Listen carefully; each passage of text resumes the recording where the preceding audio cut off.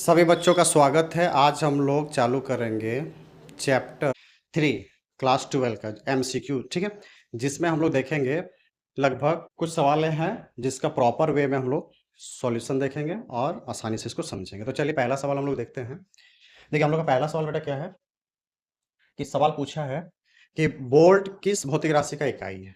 तो वोल्ट बेटा किसका इकाई होता है? तो वोल्ट से हम लोग ईएमएफ भी नापते हैं और विभवांतर भी नापते हैं। तो इसलिए इसका सही जवाब क्या हो जाएगा? ए और बी दोनों, ठीक है। उसके बाद बेटा देखो नेक्स्ट सवाल क्या है कि किसी चालक तार की लंबाई का प्रतिरोध पर किसी चालक तार की लंबाई बढ़ाने पर प्रतिरोध पर क्या प्रभाव पड़ेगा।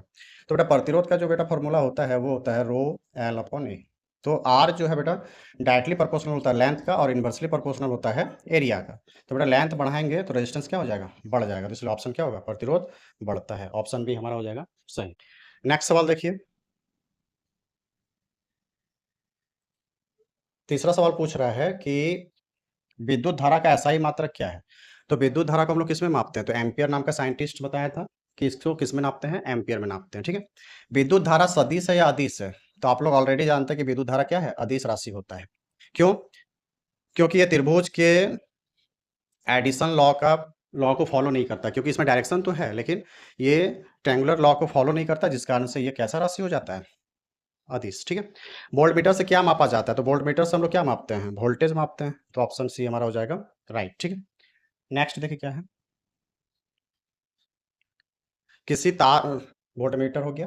नेक्स्ट देखते हैं हम लोग, किसी तार से होकर विद्युत धारा प्रवाहित करने से क्या उत्पन्न होता है। बोल रहे हैं किसी तार से अगर हम लोग धारा प्रवाहित करेंगे तो क्या उत्पन्न होगा। तो हमेशा आपको याद रखना है कि तार से अगर हम लोग धारा प्रवाहित करेंगे तो हर तार किसी भी पदार्थ से बना होगा, उसका अपना रेजिस्टेंस होगा। तो जब कोई करंट रेजिस्टेंस के साथ अटैच हो जाता है तो हीट निकलता है। तार से करंट जाने पे तार गर्म होता है, तो इसी को कहते हैं उष्मा निकलेगा, ठीक है। उष्मा उत्पन्न होगा। शुद्ध जल विद्युत का क्या है? चालक है या कुचालक? शुद्ध जल जिसमें मतलब आयंस है ही नहीं। तो जो डिस्टिल वाटर होता है इसको हम लोग बैटरी में भरते हैं तो उसमें आयंस नहीं रहता है, तो वो क्या होता है? विद्युत रोधी। चालक कुचालक तो विद्युत रोधी होता है। आठवां सवाल देखिए क्या है, विद्युत धारा मापने के लिए कौन सा उपकरण का प्रयोग करते हैं। तो विद्युत धारा बेटा मापना है तो हम लोग क्या यूज कर सकते हैं? तो एम्पियर होता है धारा का मात्रक, तो एम्पियर को नापने वाला एमीटर हो जाता है, ठीक है। उसके बाद देखिए, उसके बाद बेटा नेक्स्ट सवाल क्या है कि विद्युत धारा मापने का हो गया। उसके बाद देखिए नेक्स्ट सवाल क्या है, इलेक्ट्रॉन के सतत प्रवाह को क्या कहते हैं। मतलब इलेक्ट्रॉन बेटा अगर लगातार प्रवाहित हो रहा है तो उसको क्या कहते हैं? तो इसको कहते हैं विद्युत धारा। कि इलेक्ट्रॉन अगर लगातार प्रवाहित होगा तो क्या होगा? विद्युत धारा बहेगा। मतलब अब बताएं, जब आवेश चलने लगता है तो इसी को धारा कहते हैं। तो आवेश में कौन चलता है? तो इलेक्ट्रॉन चलता है। तो इलेक्ट्रॉन के सतत प्रवाह को क्या कहते हैं? विद्युत धारा। ओम का नियम लागू करने के लिए शर्त है। तो देखिए ओम का नियम जब भी लिखते हैं तो लिखते हैं नियत ताप पर। मतलब ओम का नियम जिस चालक पर लगाएंगे ना वहां का टेम्परेचर आसपास का क्या होना चाहिए? कांस्टेंट, नियत होना चाहिए। तभी इसमें जितना धारा देंगे उतना वोल्टेज आएगा। तो इसका नियत ताप पर चालक। तो ऑप्शन ए हमारा क्या हो जाएगा? सही।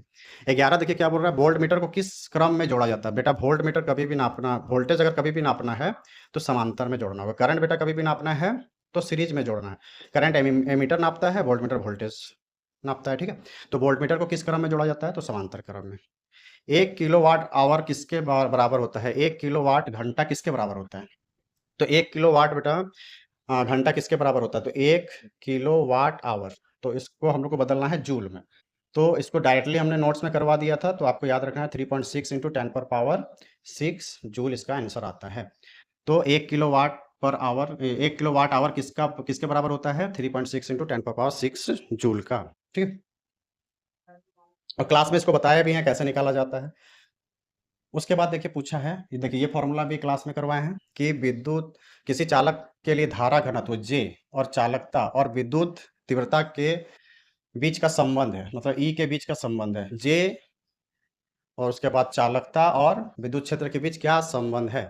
तो कौन सा ऑप्शन राइट हो जाएगा? तो याद रखना है आपको, जे बराबर होता है सिग्मा इंटू ई। तो ऑप्शन हमारा कौन सा राइट हो जाएगा? बी हो जाएगा, ठीक है। ईएमएफ क्या मापता है? ईएमएफ मापता है। तो ईएमएफ का फॉर्मूला बेटा होता है कि आवेश के द्वारा किया गया वर्क ही वोल्टेज और ईएमएफ कहलाता है। तो क्या होता है? जूल, कार्य का जूल और आवेश का कूलम। तो जूल पर कूलम हमारा आंसर हो जाएगा। तो ऑप्शन कौन सा राइट हो जा रहा है? तो ऑप्शन बी हमारा हो जा रहा है राइट। तो फिर हम लोग इसी तरीके से आगे भी चलते रहेंगे। तो आज 14 तक ही रखते हैं, नेक्स्ट वीडियो में 14 से आगे चलेंगे। और आशा है कि आपको समझ में आ गया होगा।